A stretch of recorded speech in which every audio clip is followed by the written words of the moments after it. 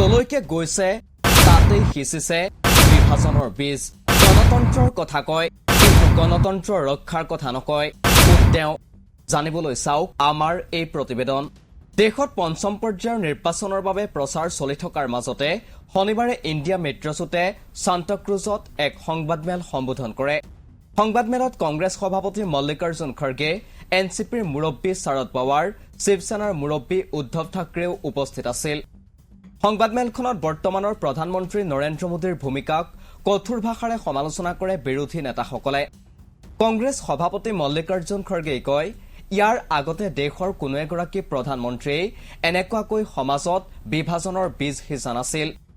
তেওঁ সঘনাই গণতন্ত্ৰৰ কথা কয় কিন্তু গণতন্ত্ৰ সুৰক্ষাৰ কথা তেওঁ কেতিয়াও নকয় তেওঁ যি মন্তব্যই ৰাখে তাতে বিভাজনৰ বীজ স্পষ্ট এইবাৰৰ নিৰ্বাচন হ'ল গণতন্ত্ৰ ৰক্ষাৰ যুঁজ খৰ্গেই লগতে কয় যে মহাৰাষ্ট্ৰত এতিয়া এনেকুৱা এটা পৰিৱেশ হৈ আছে যে মহাবিকাশ অঘৰীয়ে ৪৮খন আসনৰ ভিতৰত ৪৬খনতেই জয়লাভ কৰিব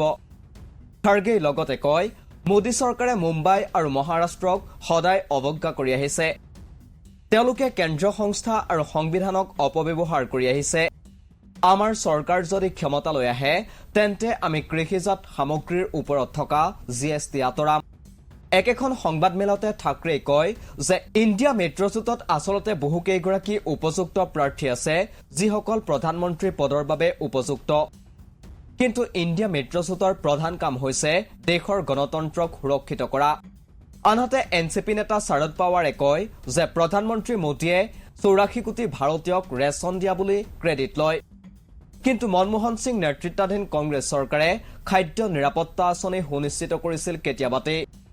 কংগ্ৰেছ সভাপতি খৰ্গেই কয় যে বিৰোধী দলবোৰক ভয় ভাবুকিৰে নিঃশেষ কৰিব বিচৰা হৈছে প্ৰকৃত দলৰ পৰা প্ৰতীক কাঢ়ি আনি আন্দোলক দিয়া হৈছে